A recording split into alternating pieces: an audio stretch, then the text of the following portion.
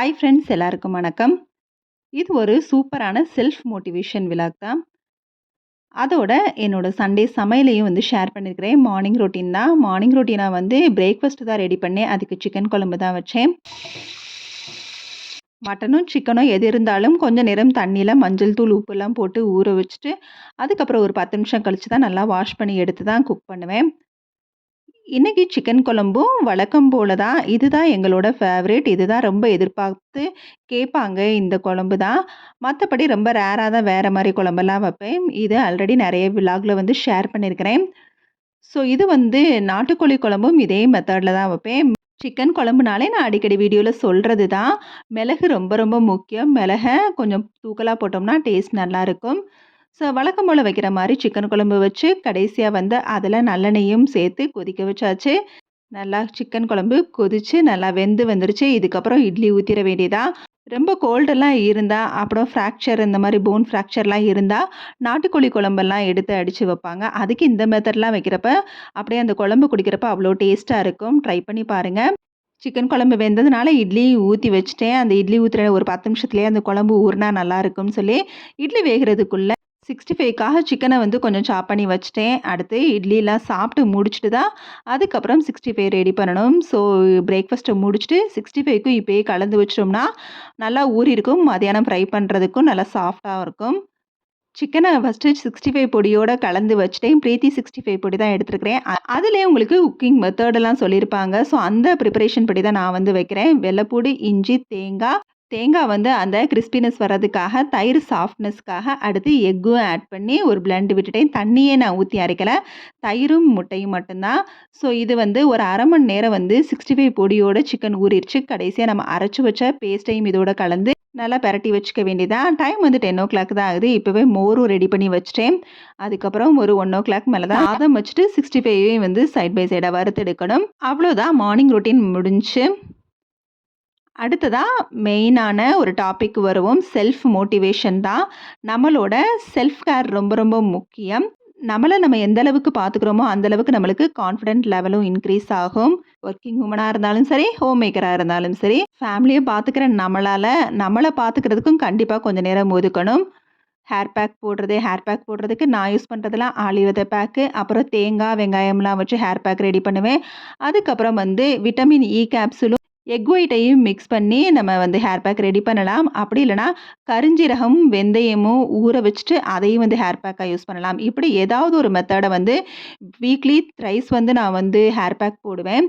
So இந்த இதில் ஏதாவது ஒன்றை நம்ம ரெகுலராக ஃபாலோ பண்ணணும். ஹேர் பேக்கு செம்பருத்தி இலை, செம்பருத்தி பூ இதையும் சேர்த்து அரைச்சு நம்ம ஹேர் பேக் போடலாம். அடுத்து இன்டேக் ரொம்ப ரொம்ப முக்கியம். அதுலேயும் மெயினாக வீக்லி 5 டேஸ் 4 டேஸ் நெல்லிக்காய், கருவேப்பிலை ஜூஸ் கலந்து எடுத்துக்கலாம்.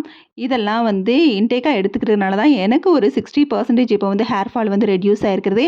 இல்லாதவங்களுக்கு தானே அதோட அருமை தெரியும். ஸோ இப்போ ஃபால் ஆனதுக்கப்புறம் தான் அதை ஃபீல் பண்ணி இப்போ தான் ரெக்கவர் பண்ணிக்கிட்டு இருக்கிறேன். அடுத்ததா செகண்ட் கேர் என்ன அப்படின்னா, நம்ம பெடிக்யூர் பண்ணுற மாதிரி நம்ம வீட்டிலேயே இந்த மாதிரி வார்ம் வாட்டரை ஊற்றி உப்பு, எலுமிச்சம்பழத்தெல்லாம் பிழிஞ்சு விட்டுட்டு அதை நல்லா எலுமிச்சம்பழம் வச்சு நல்லா தேய்ச்செல்லாம் எடுத்து கொஞ்சம் நேரம் காலை உள்ளே வைக்கிறப்ப நம்மளுக்கு பெடிக்யூர் பண்ண மாதிரி இருக்கும். கொஞ்சம் ரிலாக்ஸ்டாகவும் ஃபீல் ஆகும். அடுத்ததா தேர்ட் நம்ம ஐப்ரோ ப்ளக் பண்ணுறது இதுக்கெல்லாம் மேக்ஸிமம் பார்லர் யூஸ் பண்ணுறதுக்கு பதிலா நான் இப்போ வீட்டிலேயே தான் ப்ளக் பண்ணிகிட்ருக்கிறேன். இந்த த்ரெட் பண்ணுறது மூலயமா நம்ம நம்ம நினைக்கிறப்பயே டக்குன்னு முடிச்சு இதுக்காக வெளியில் கிளம்பி போகிறதுக்கு பதிலாக நம்மளுக்கு பிடிச்ச ஷேப்பில் நம்மளே த்ரெட் பண்ணிக்கலாம்.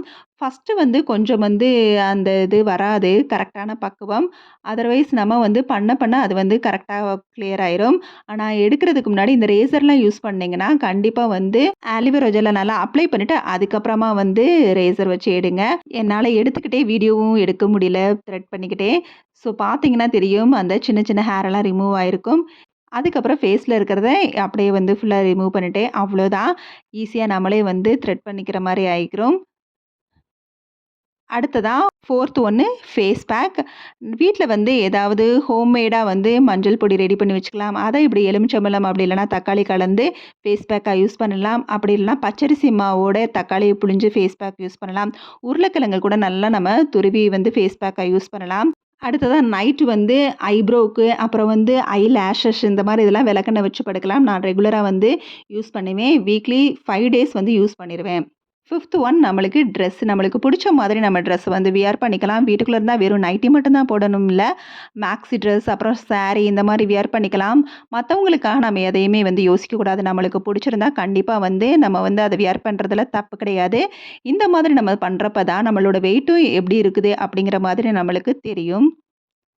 6த் ஒன் நம்மள வந்து மேக்கப் பண்ணிக்கிறது. அதாவது இந்த மாதிரி ஐப்ரோ போடுறது, அப்புறம் வந்து நம்மளுக்கு புடிச்ச மாதிரி இயரிங்ஸு போட்டுக்கிறது, அப்புறம் பொட்டு.